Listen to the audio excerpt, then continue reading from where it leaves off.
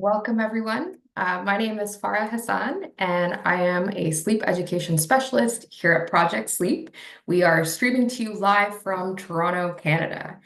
So thank you so much to everyone for joining us today. I'm very excited. We are going to be having Chris, who will be sharing his story today. Hi, Chris. Hey, So if you're joining live, please share the state or country that you're watching from. Be sure to like, comment, and share this video so that we can continue to raise awareness and welcome people to the community. I'd also like to encourage everyone to share your questions and comments for Chris throughout the broadcast. We are going to be doing some live Q&A after he presents. And also, as he shares his story, please share, parts of his story that resonate with you. Today's broadcast is being recorded live and it will be available for viewing within the next day or two. Please just note that the broadcast is a public video, and so the comments will stay with the video. So please don't share anything in the comments or the live chat that you wouldn't want to share publicly. So finally, before I turn it over to Chris, just a quick reminder to anyone who's tuning in that today's presentation and discussion is intended for educational and awareness purposes. We are not providing any medical advice. Our goal is to empower people with information. So if anything that Chris shares today or we discuss today sparks any questions for you about your own medical management, please make sure that you bring those questions to your healthcare team or your sleep specialist. So that's all my housekeeping. And so it is my absolute pleasure to introduce today's speaker. Chris Peters is a licensed mental health clinician living in Charlotte, North Carolina, who loves to hike and lift weights in his free time. He was diagnosed with type 2 narcolepsy without cataplexy at age 24 after experiencing symptoms for 7 years. Now, a trained speaker with Project Sleep's Rising Voices program, Chris shares his story to raise awareness about the importance of sleep in the mental health field and to equip others with the language to talk about sleep. So I will turn it over to Chris to share his story. all right. Thank you for the invitation. I'm excited to share my story today, and I'm happy to answer any questions at the end. This is something that is huge and very important to me. So yeah, let me share my screen. Is everything good? It's good. You're good. All right, that's good to go. All right, so a little bit about me. So growing up, I was raised in the country. I am the son of a farmer, so being outside and exploring the outdoors pretty much came naturally for me. Um, this photo up in the top left-hand corner is me out in my first snow. It rarely snowed in the South growing up, so this was often a treat. So this photo is like a really big gem to me. Um, and there's a photo of me at the beach. That's that second photo down here. We used to live close to the beach, so we would go there pretty often. And this is a photo of me at summer camp posing and trying to look cool. Me posing for photos has been an ongoing thing for a very long time. So this is indicative of me posing in a lot of photos in the future. I'll just put that there and say that. Like I like this photo because it's just a good encapsulation of my personality, even at such a young age. So this is a little bit more about me growing up. So before it was cool, so I'm not sure if any of you guys remember being a nerd wasn't always cool, but now it is. I always look up to heroes and was into everything that was Marvel and DC, which again was uncool at the time, even though it's cool now. So the first photo in the upper left hand corner is just me playing with my Batmobile. I secretly or not so secretly wanted to be a hero, and I would dress up as a hero often around my house and run around on any given day. The second photo is me and my mom at Disney World. I used to always love to dream of the future.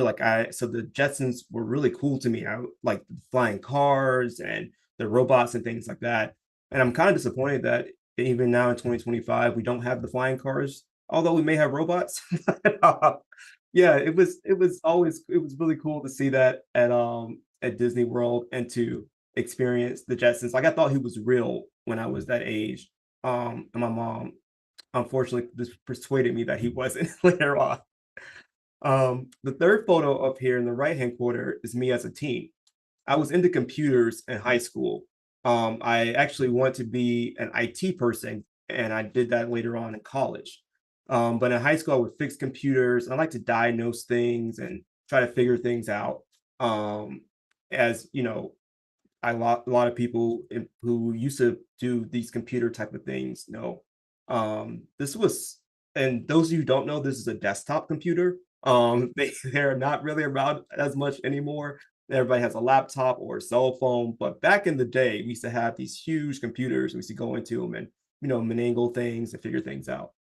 We still have those, but they're usually more hidden than anything. So my symptoms began. So I started noticing changes when I was around the age of 17. As much as I loved school, I started noticing that I would sleep on the bus and sleep in class and sleep on the bus back home.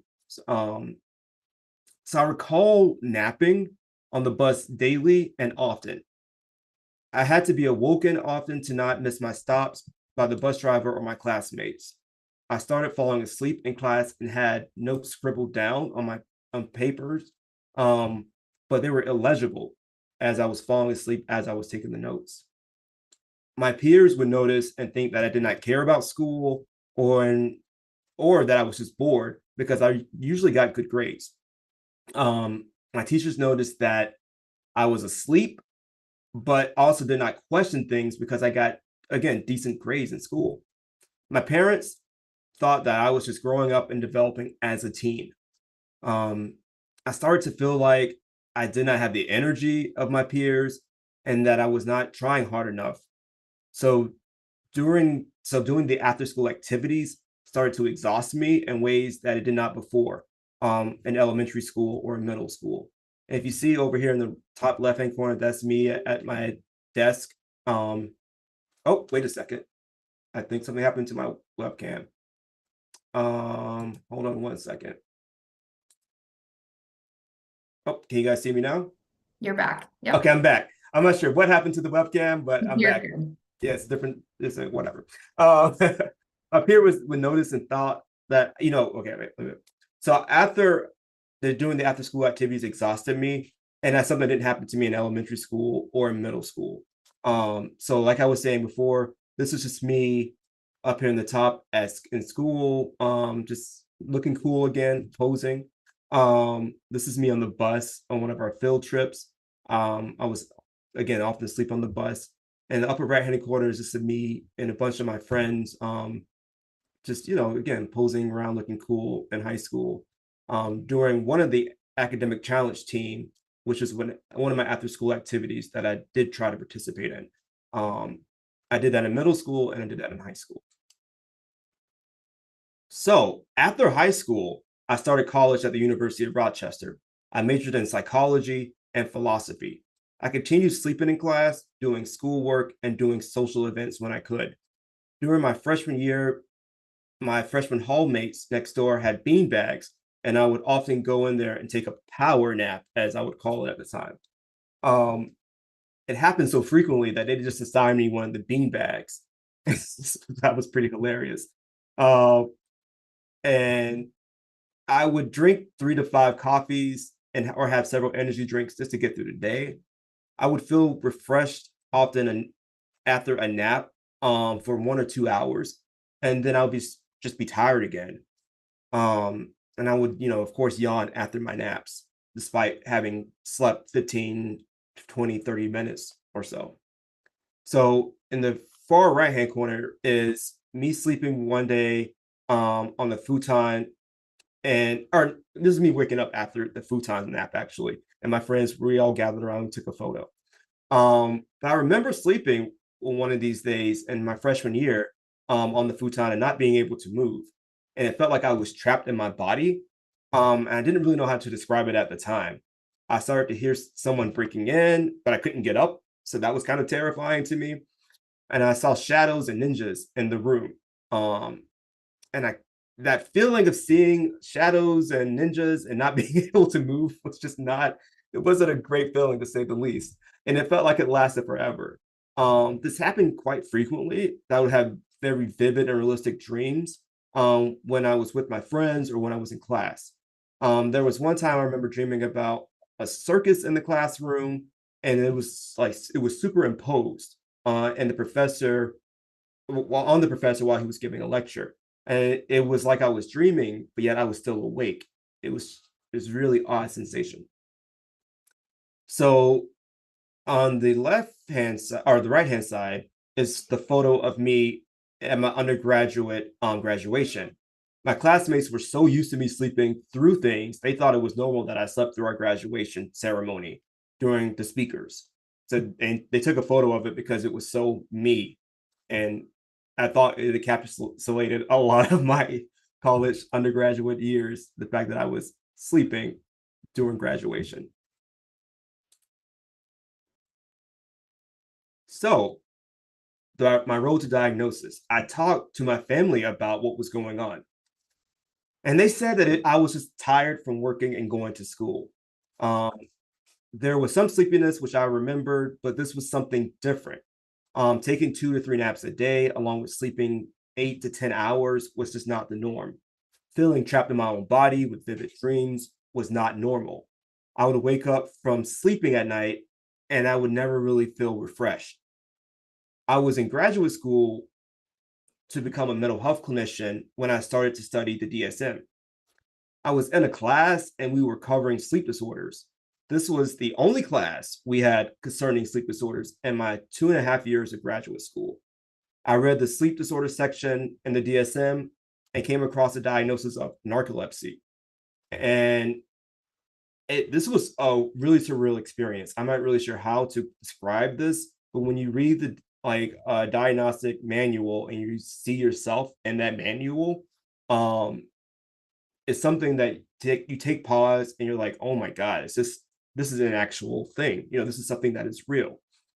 Um, for the first time, I had words to describe what I was experiencing. I had never considered that I may have had narcolepsy. I did not have the words for my experience until this moment. So I scheduled a doctor's appointment with my primary or my primary care provider or PCP, and he referred me to a sleep specialist. I remember going to the sleep specialist, and he stated that narcolepsy was very rare, and people in graduate school always think that they have the diagnosis that they are studying, which is true. If any of you guys know anybody who's been to medical school or who become a mental health clinician or is anyone in medical field as a clinician, it is true that we often have that experience. So I was like, okay, doctor, I see what you're saying. Um, he said that I was young and healthy, and probably I was just stressed from work and school. The same thing that my family told me. He stated that he would do a sleep study, and I had no idea what that was. It was something that we didn't learn about in graduate school. But I was like, okay, I'll do the sleep study thing.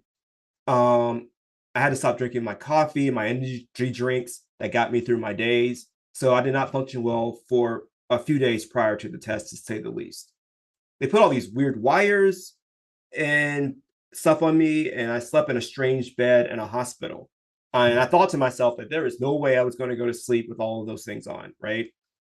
It's impossible. Like, it's so uncomfortable, and you're in a strange area. Like, there's no way that's going to happen. And I took a selfie and sent it to my girlfriend at the time.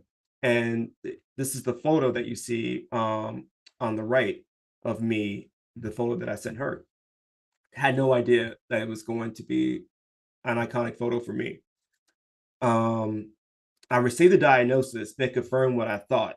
Um, this is what it is. And somehow I made it through both undergraduate and graduate school before being diagnosed. So, what is narcolepsy? Narcolepsy is a chronic neurological disorder of the sleep wake cycle. It affects 1 in 2,000 people. The symptoms of narcolepsy vary from person to person, and they may include excessive daytime sleepiness, which are periods of extreme sleepiness during the day that feel comparable to how someone without narcolepsy would feel after staying awake for 48 to 72 hours. So remember when I was describing sleeping in class? This was an example of excessive daytime sleepiness. It felt like, or it feels like moving through a dense fog, like you have to use all of your energy just to walk or move. I would tell people that for me, just getting up and let's say out of the classroom chair, I had to feel like I had to take all of my energy just to get up out of the classroom chair. I had to take all of my energy just to take notes. Um, it was always I was putting forth 100% effort just to do everyday activities. So cataplexy is something else that people with narcolepsy experience. Cataplexy is a striking, sudden episode of muscle weakness that is usually triggered by strong emotions such as laughter, exhilaration, surprise, or anger. The severity may vary from slacking of the jaw or buckling of the knees to falling down. The duration may be for a few seconds to several minutes, and the person remains fully conscious even if they're unable to speak during the episode. I currently do not experience cataplexy, and I would explain the difference later. Um, the hallucinations, hypnagogic and hypnopompic hallucinations. There are visual, auditory, or tactile hallucinations upon falling asleep and waking up. These can be frightening and confusing. It feels like you are experiencing these events. Sleep paralysis is the inability to move for a few seconds or minutes upon falling asleep or waking up. It is often accompanied by the hallucinations. It's important to note that people without narcolepsy can experience these hallucinations and sleep paralysis. And in fact, about 1/3 of all people experience these at some point in their lives, especially or usually during periods of high stress or poor sleep. For people with narcolepsy, these are much more frequent and consistent over time. So remember when I was described that I wasn't able to move and I was seeing ninjas while sleeping on a beanbag chair? Like, that is an example of sleep paralysis and the hypnopompic hallucinations. Time feels delayed, like several minutes can feel like an hour. So imagine you're frozen in your body and you feel and there are ninjas attacking or running around the room. And your experience of it is that this is lasting for 30 minutes, an hour, and maybe only 4 or 5 minutes have actually gone by. Um, it's the transition in and out of sleep. You want to move, but you cannot. You are physically stuck. And the final symptom is disrupted nighttime sleep. Unlike public perceptions, people with narcolepsy do not sleep all of the time. Timing of sleepiness is off with narcolepsy, so one may fight sleepiness during the day, but struggle to sleep at night. So sometimes I experience times where it's difficult for me to fall asleep or stay asleep. I wake up a lot during the night, so even though I'm in bed for 8 hours or more, I could be sleeping for less than six. And this leads to tiredness during the day, disrupted nighttime sleep. So remember earlier when I said I was going to explain the difference between cataplexy or the two, or what was cataplexy, what was not. So there are two forms of narcolepsy: narcolepsy with cataplexy and narcolepsy without cataplexy. Research suggests that narcolepsy with cataplexy is caused by a lack of hypocretin, a key neurotransmitter that helps sustain alertness and regulate the sleep-wake cycle. Less is known about narcolepsy without cataplexy, which is the one I am diagnosed with. So, diagnosis. So, diagnosis typically includes a 24-hour sleep study that includes a nighttime portion, the polysomnogram, and the daytime nap portion, which is the multi-sleep latency test to record one's brain waves. The diagnosis is mainly based on how quickly and frequently one goes into rapid eye movement or REM dream sleep stage during these tests. So that was the photo a couple slides earlier of me with all of those things on my head that I thought was funny. I was like, oh, this is my girlfriend. This is so cool. Like I'm doing this whole thing. But I didn't know what the test was called at the time. It was just told to me that it was a sleep study. But of course now, this is what it is. So I did not have to wait long to receive my diagnosis. I returned to the sleep lab within a week to follow for a follow-up. When I met with my sleep doctor, he looked at me and said, "You definitely have narcolepsy. You were right." I think I hit all five of the tests. The sleeps. I just fell asleep, and I didn't know that I was hitting, the measures of the scores. Again, it is what it is, right? Um, and I just looked at him and he said some other things to me at the time, but I just took a moment mentally. Ironically, the diagnosis for me was more of a relief. I had the answer and validation to my experience after all of those years. So, treatment. There is currently no cure for narcolepsy. Treatment for symptoms management varies widely by person, but may include nighttime and histamine directed medications to decrease excessive daytime sleepiness and cataplexy, wake promoting or stimulant medications to increase alertness. I have taken these as being diagnosed. Antidepressants medication to decrease the occurrence of cataplexy, scheduled daytime naps. I do these every single day. I don't know why I thought naps were so long. I used to fight them in high school. I fought them in college. I still took them, but I fought them. But now, as an adult, I embrace them very, very, very, very much. Um, and coping strategies vary widely by person, but also may include social media support, such as meetup groups or social media. That's how I initially um, found people who had narcolepsy. I didn't know anybody in person who had narcolepsy who had experienced that. But the meetup groups and social media was very helpful for me, and knowing other people experience what I experienced, and knowing that they still are living their lives.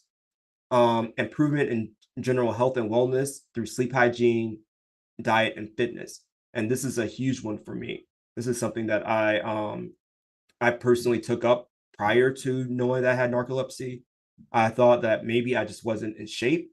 Maybe I just needed to get my diet in order. Maybe I just needed to, work out more, generally speaking. So I started working out more anecdotally to help manage my narcolepsy, not knowing, or help manage my sleepiness, not knowing the underlying cause of it. So, life with narcolepsy, how has that been? My family has been more supportive than I ever realized. Educating them about my disorder went a long way. Some days I say I am tired, and they remind me that I'm going to have days like that, and um, they don't really ask questions. That has been very reaffirming for me. Before I used to feel like I was not doing enough, or I was not living up to what I wanted to be. Um, and so when my family learned about narcolepsy and I was able to educate them coming back to me and now saying, "Hey, maybe you need to slow down." Um, it's helped a lot. My friends understand when I do not have the energy to socialize, and that the days that I do spend with them, they appreciate. And they appreciate also when I show up, even when I'm sleepy. And I cannot emphasize how important nailing down a sleep routine has been for me. I use blackout curtains to keep my room dark. Um, and I keep my room pretty cool at night to sleep. So I like to turn on the AC as to get a good cool in. Um, and I keep a consistent sleep schedule. So if I'm on vacation, I try to keep the same time I go to bed, the same time I wake up. I try to keep that very consistent, whether it's I'm on vacation, it's the weekends and things like that. I also watch what I eat to make sure I keep a healthy diet. Um, so I noticed that certain foods for me would help or more trigger like some more excessive daytime sleepiness after eating. So that was something that I had to work with my doctors and other people to just see what worked for me. I work out 3 to 5 times a week, cardio lifting weights. Again, this is something I started prior to my diagnosis, but I noticed how much exercising helped me. So not, even with the diagnosis now, it just goes to show like just how important basic sleep routines um and exercise really does help manage your sleep schedule and sleep cycles. Um, for me. So keeping a regular regimented schedule may seem restrictive, but it has given me more freedom to live my life. Um, so people see my physical body and they know that I lift weights. I started speaking out because people often only see the outside and assume that lifting weights and being active and going to work and things just comes easy. But they don't know that the heaviest lift for me comes in the morning, which is just getting out of the bed. And I wanted people to know that it's more than the eye can see. And you never know what somebody is carrying on the inside just to appear normal. So I had to learn not to be a perfectionist. And that was probably the hardest thing for me. Like I said, I tend to set some high standards for myself. And learning to be easier on myself has been the challenge of my life. But narcolepsy is one thing that it grounds you, or at least it has grounded me. So this is a photo of me posing at the gym because, like I said earlier, when I was a kid, I used to pose, and that hasn't stopped.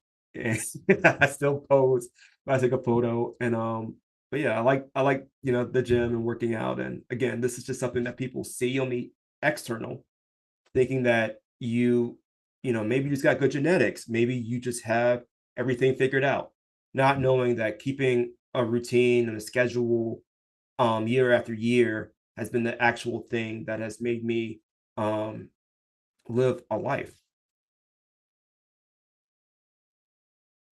So the future, it's a journey, not a destination.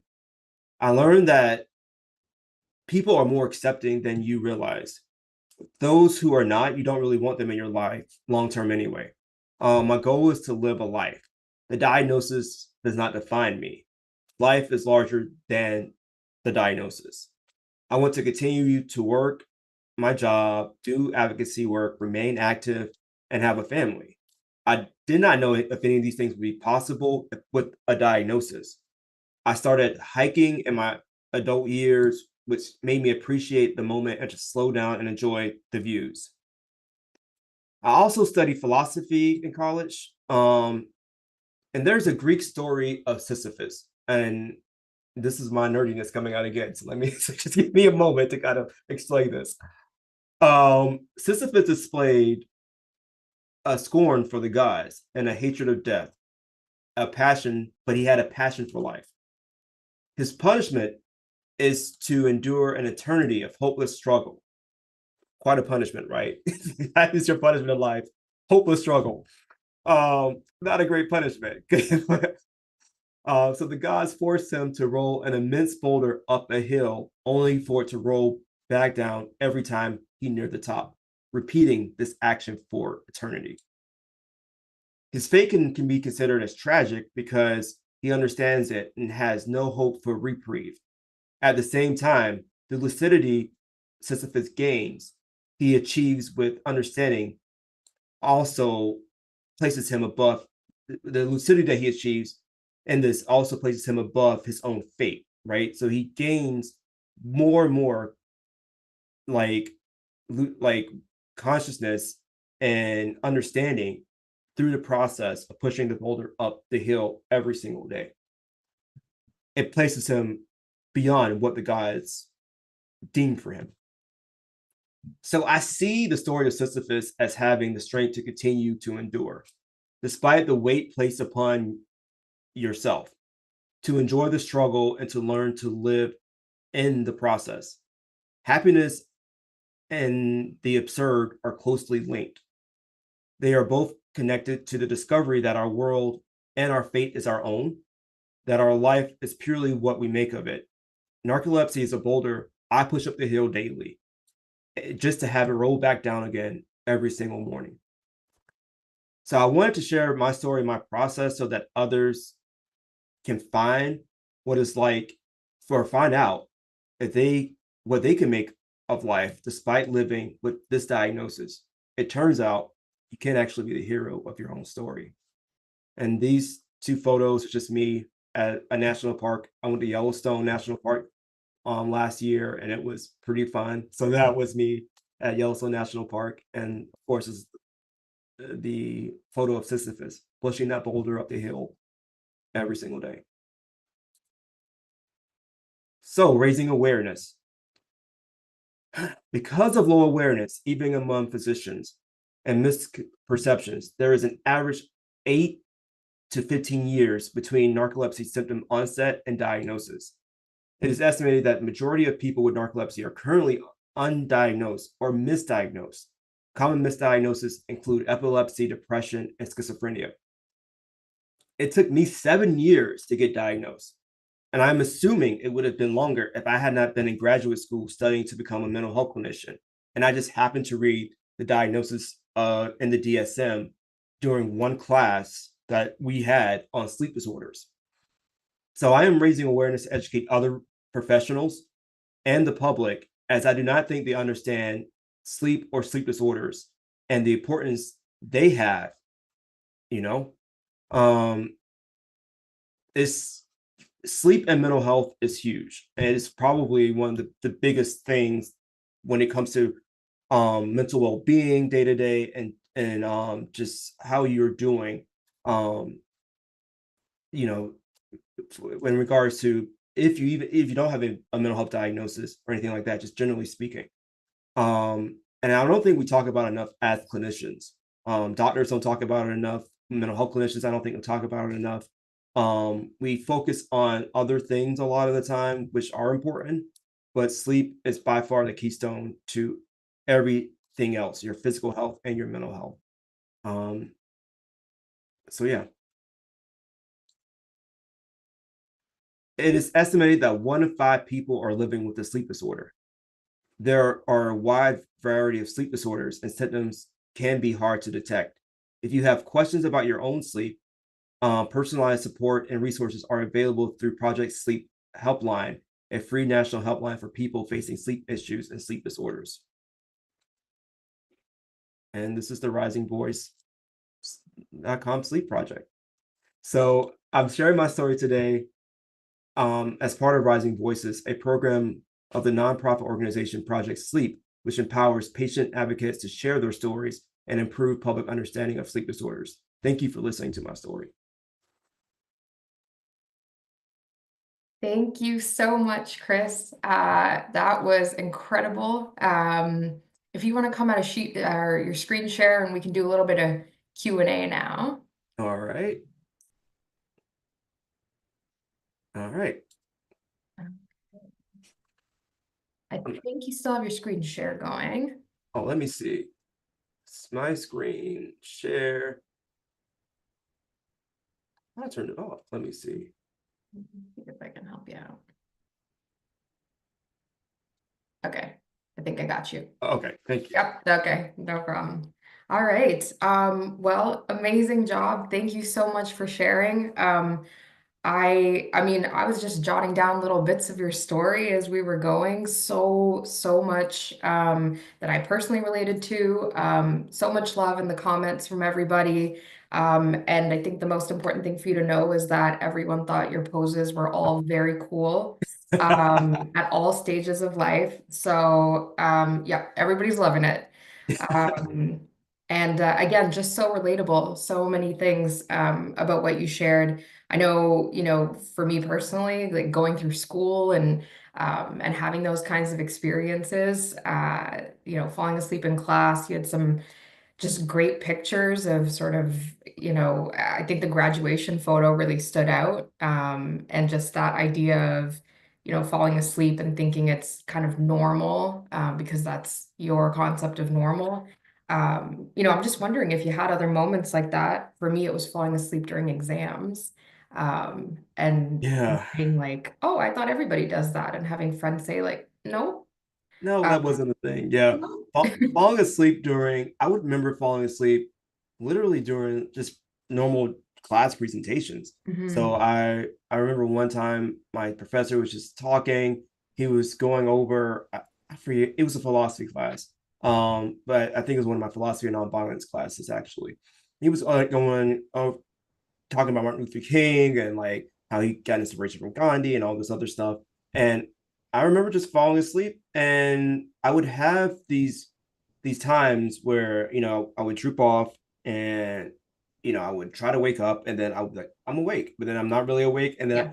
I would have the dream sequence of the professor talking about things, because I guess I was still listening as I was falling asleep, but he wasn't talking about those things. So it was kind of like superposed with Yeah. my dream state and things like that. It was wild, but that was one example that came up quite a bit in my Right. life. The exams were another big one, like you said, like the stressful times, sleeping more during the exams. So I would study a lot, and or of course Mhm. you have to study for college, but I would study the textbooks, and then immediately after studying, I would just go take a nap, and I Right. would sleep for 10 or 15 minutes, maybe 20 minutes, and I would feel refreshed. It's like my brain was just too full of Yeah. information, and then it had to like dump it off or something. Yeah. So yeah, that was very common because it was very stressful. Right. Yeah. And I love that you use the word superimposed. It's funny, that's a word I'm probably going to use moving forward when I share my own story because it's just such a great description. Did you find it difficult to separate like what was real and what wasn't? I know you gave the example of the circus, which, in theory sounds like, well, obviously there's not a circus happening, but sometimes these things can feel so real. Did you find that when that happened during class and things that you were like trying to figure out or asking people around you if like, hey, did the prof actually say that or Yeah. And so I would ask people and they'd be like, what are you talking about? And then I would look at my notes and like I was saying in the presentation that like the notes were just all gibberish. I couldn't even rely on my notes. right? So I would at Yeah. the time we had just started to record like class sessions. Okay. So that was I think in the beginning of professors recording their sessions. I would go back and watch the sessions online when I Right. could. So then I could be like, okay, maybe he didn't say that, or maybe he did say this, or maybe she did, Right. actually go over this concept. Maybe I read about it in a book, but then I dreamed that she said it. Um, so yeah, distinguishing reality when it came to especially the classes was very hard. And there's also personal stories like when I was at church with one of my parents, or both of my parents actually, and I had sleep paralysis and I had fallen asleep and I dreamed all these vivid things like church things Yeah. like church, the religious type of stuff. But then, Sure. none of it was real because I was asleep. But Yeah. the preacher was talking, and I guess he was saying things, and it kind of meld got into my Yep. brain as he was talking, and my brain has a very vivid imagination to say the least. Mhm. Yeah. Yeah. Wow. Okay, absolutely. Yeah, and we saw some comments about that of just having sympathy for again, like when it becomes difficult to distinguish between the two. Yeah. Um, so I'm going to pull on a question that we got from Emma in the audience. Emma said, you mentioned sending a message to your girlfriend at the time about your sleep study and the photo that you shared. If you're comfortable sharing, how did she react to your diagnosis? Oh, we were friends for years prior, so this was not a big thing. So I don't say that big thing. She was like, "Oh yeah, that makes sense." Okay. Yeah, she drove me to the sleep study. I remember that, and then Okay. she dropped me off, and she picked me up the next day. But yeah, she was like, "Sounds about right." So, but this was Yeah. because we had a friendship prior. So Right. That sounds like a common theme of almost like, the person with a sleep disorder kind of being like, oh my goodness, like I guess this is happening. And then everyone around them being like, well, yeah, we knew that. yeah, So yeah, yeah, that's it's like you're the last person to know, or like the last exactly. person to like acknowledge it, Yeah. and everybody else is like, makes sense. Yeah. Also told my boss at the time, Mhm. and she was like, yeah, you always take a nap, and under the desk. So I used to work at an IT help desk. I Okay. would take a nap under the desk, I'm on my break or whatever. She's like, yeah, that makes sense. I'm just like, Yeah. Oh, why didn't you tell me? Yeah. Okay, gotcha. You've just touched on, I guess what we might call workplace accommodation. And it super relatable again, coming back to like lectures being recorded. Like I remember having similar experiences where it was like, okay, now we're, podcasting and things. Did you end up at any point like I guess, officially seeking out accommodations, or was that kind of just part of sort of your natural, like, this is how I function, and, um, yeah, yeah. didn't really have to do any formal.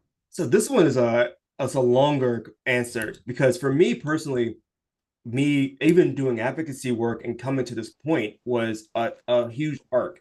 it wasn't something that I initially thought I was going to do. I was like, oh, I have narcolepsy, that's a personal thing or whatever. But something changed in the last 5 or 6 years. And I was like, no, I need to talk out more. And this is, me Right. talking out more. Mhm. But all that to say, I did not even understand the term disability, right? And what it meant to have a disability. Right. Because in our larger world and media and things, we think about disability as physical disability, like people in Right. wheelchairs or physical handicaps. And even being in the field I'm in, I'm like, I don't have a disability. Like, Right. it doesn't even sound right. I work a job, I do this, I do, but I do have a disability.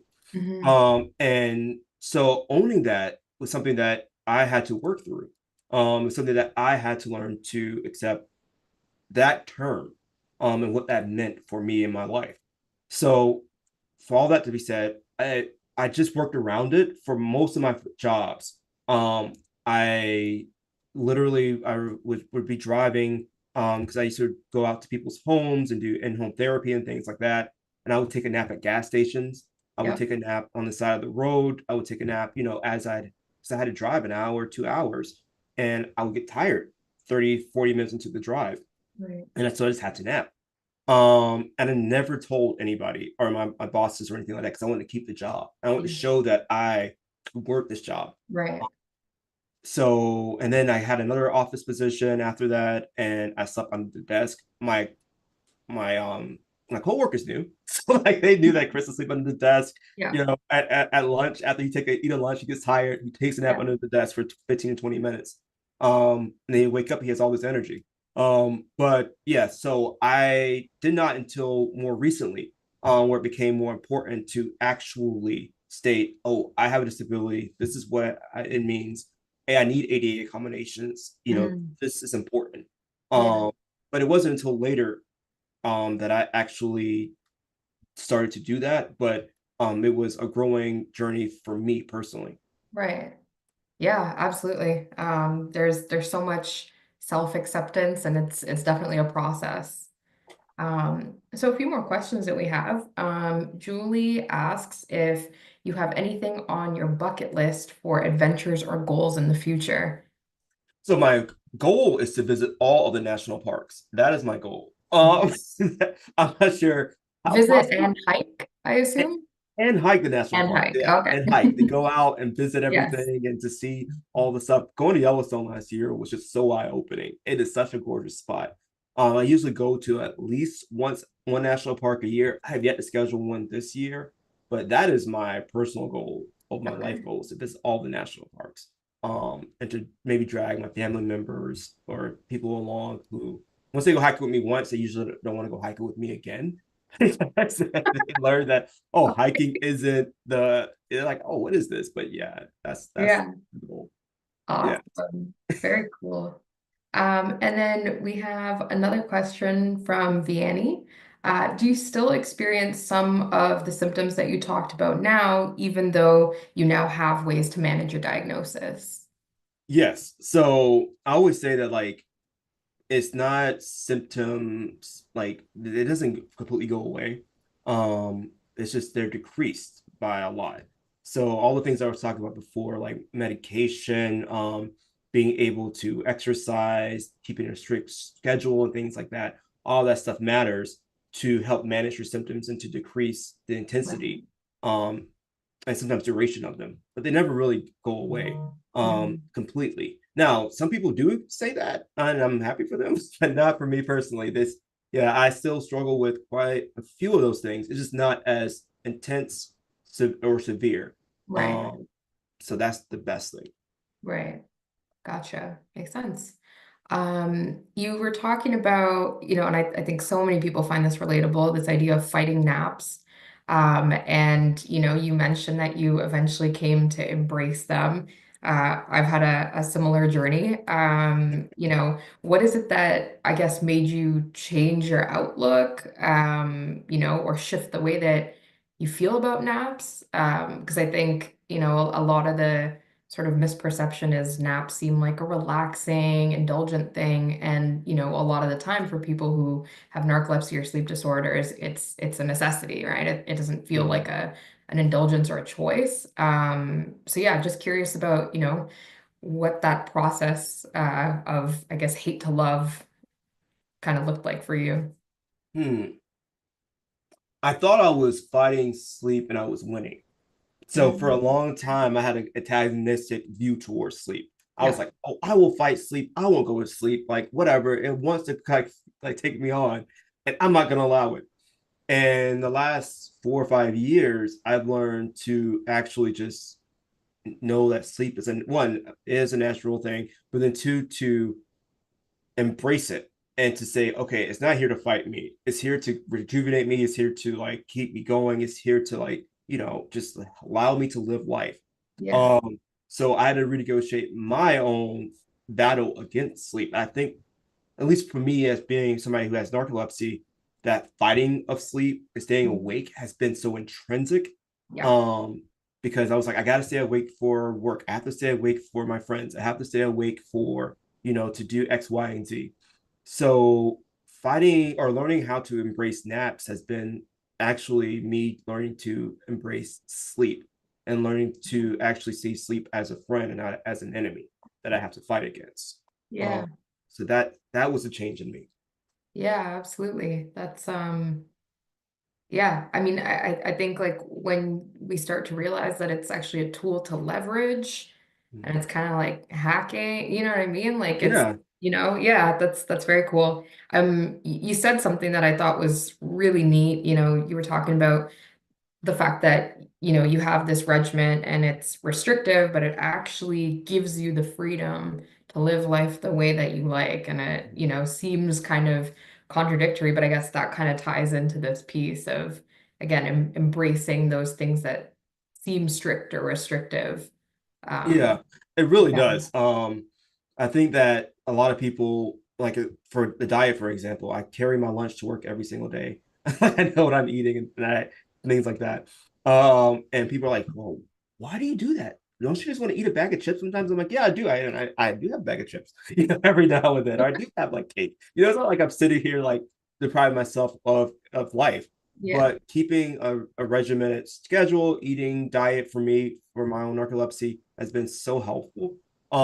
That I know that if I do the right thing for me, Hmm. 80 to 90% of the time, or 90% of the time, then most of the other time it gives me the freedom to do other things. If I didn't do those things at all, my life would become more unmanaged. My sleep cycles will become unmanaged.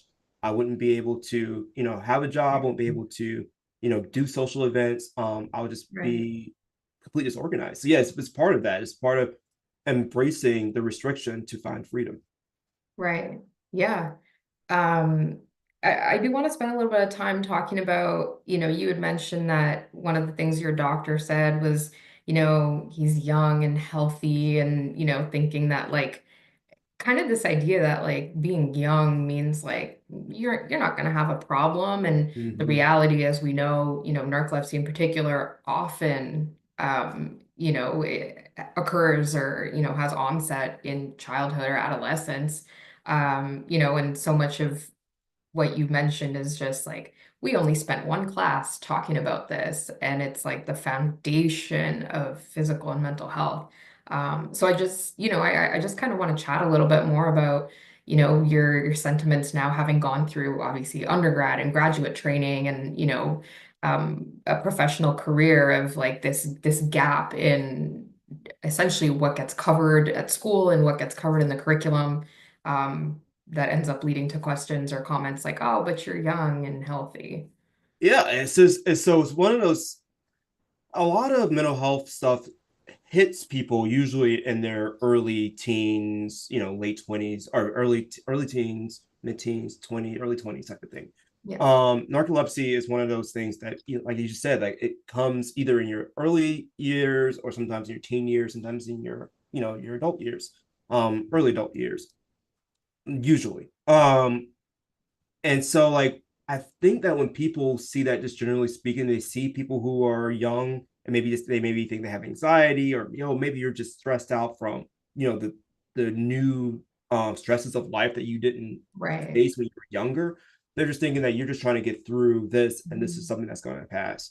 And and I think that that's a bias doctors have, it's a bias clinicians have, because we just all, that's not we all think that, but we assume that this is probably what's going on, the external stressors of life.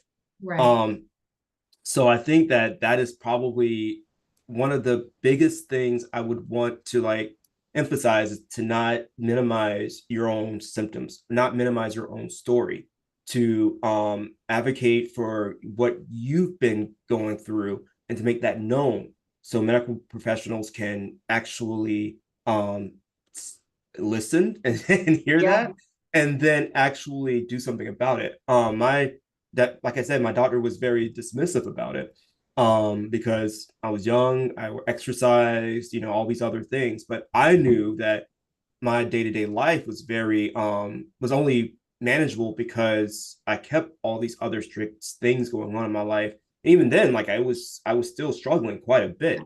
Um, so yeah, it's something that I think is so important. That sleep is just not talked about at all. Um, Especially during college and in those years. You're Yeah. supposed to be young, supposed to be vibrant, you're supposed to be hanging out, you're supposed to be doing all these things. Um, and sleep is really on the back burner in a lot of those and that time period of life. For a lot of people, generally speaking. Right.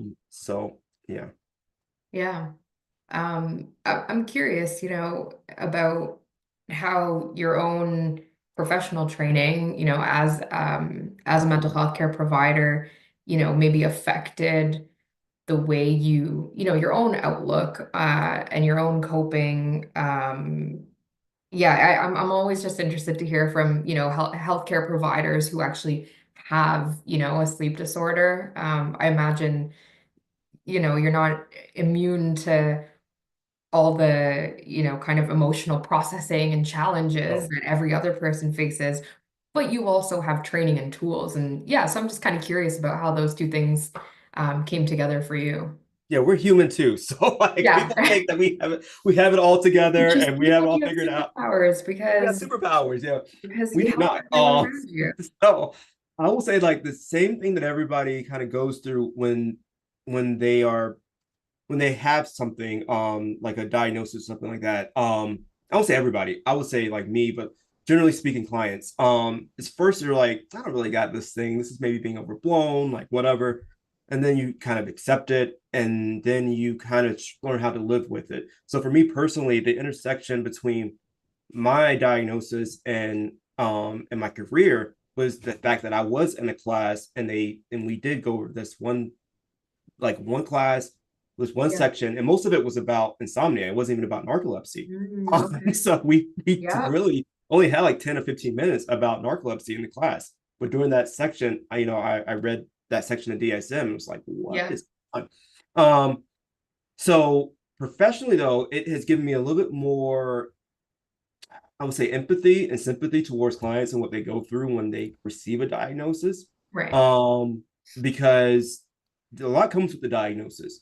So there is a diagnosis, but then there's also the management of the diagnosis. I always like to say there's me, there's a diagnosis, and then there's like the management of the diagnosis, whether that's like exercise, medication, all this other stuff that goes along with it. Right. Um, and sometimes like the medication changes your perception of who you are. And that's something that clients used to tell me all the time. And I'd be like, what are you talking about? Like, you're still you. But what it does sometimes, like if medication is effective, it can change your internal like perception of, do I still have narcolepsy because I'm awake right now? Like I'm doing this, Right. right? I'm awake. And Right. people may see me like, he's not sleeping, he's not nodding off, and I can kind of gaslight myself, like, I don't have narcolepsy anymore. Let me Yeah. not take this medication. And then like I'm right back a day or two later to Yeah. my baseline. Um, so it's one of those things that it's giving me a lot of sympathy for with my own clients because I let them when the medication and lifestyle interventions and stuff are effective and it starts working. They're like sometimes they're like, I want to get this up and whatever. As a clinician, I know like no, it's only working. You're only feeling better because of the interventions, because it's effective for you. I can say that as a clinician and tell people, but now I intrinsically understand what they're Right. saying, how their own internal world changes due to the interventions, and how it's almost very important to talk about that part and who you become after the interventions, and how that influences or affects you, and you changing. That's almost as more important than the diagnosis itself at times. Right. Yeah, absolutely. That's a great point. I mean, so much of the sort of diagnostic journey is a lot of kind of self-discovery and asking yourself, what am I feeling? And, there's so many questions. And then again, you get, kind of treatment. And for so many people, it just completely changes, your day to day. And it takes a while again to catch up and realize like, no, I am still, the same. And there are still, elements of like the same experience again, if you drop off of taking whatever medication it is, Mhm. you're, a lot of the time right back to where you were. So yeah, that's a great point.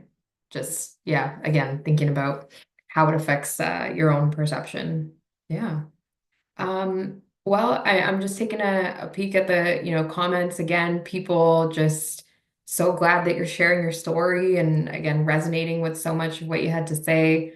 Is there anything else that, you wanted to share before we wrap up for today? Let me think. I want anybody who's a medical professional to really look into reaching out about sleep. I think again that is the most important thing that we overlook in our profession, just generally speaking. Sleep is so huge, and we don't talk about it enough. We don't talk about how it influences people, how it affects people, how it's the keystone to everything else that we do. Maybe I also want to, like, and this is just me doing the advocacy stuff, going out into more universities or campuses, and or even workplaces. So if you guys want to invite me, or whatever, that's fine. Just let me know. To let people know that, one, this is a thing. It's real. Two, we need more education about it, and our um in our graduate school and postgraduate, like and work, like we just need more education about it. And two, like, it's possible to live a life with this diagnosis. Like I said earlier, I did not know what my life would look like. I think that's one of the reasons why I shied away from the disability label, or having a Right. disability label, for so long, Yeah. because I was just like, well, maybe this is it. My life is, I'm going to be sleeping all the time. Yeah. So um, but depending on the severity, treatment options, and things like that, that was not the case for me. And I think that we're living right now a golden age of sleep research, and when Mhm. things getting done with the interventions and stuff like that, I think that more people than not can live a life that they want to live, um, than was possible before, um, Right. 20 or 30 years ago, definitely. So that's like my message of hope, I guess, to everybody, Yeah, is to, absolutely. like do that and advocate, and to just make sure that people know how important this is. Yeah, no, absolutely. And I think that's pretty full circle that, you ended up joining the Rising Voices program and again are using all of that experience because, at the end of the day it's kind of ironic, but we do have those perceptions despite experiencing it, of Mhm. thinking like, oh, how am I going to live my life? And again, it's education and awareness that, help us to kind of bring that light to our own lives and then to other people. So I'm so glad that you joined the program and huge thank you to you for again opening up and sharing your story. And thank you to everybody who is with us today, listening to this. You've left us with so much to think about and just so much inspiring just stuff. Now I'm like running out of words. It really was wonderful. No, thank you for having me. I mean, Yeah, thank you this was very much. great. Yeah. Amazing. Well, thanks again to everyone joining. And thank you to Chris for a wonderful presentation. And we'll see you next time. All right. All Bye, right. guys. Take care.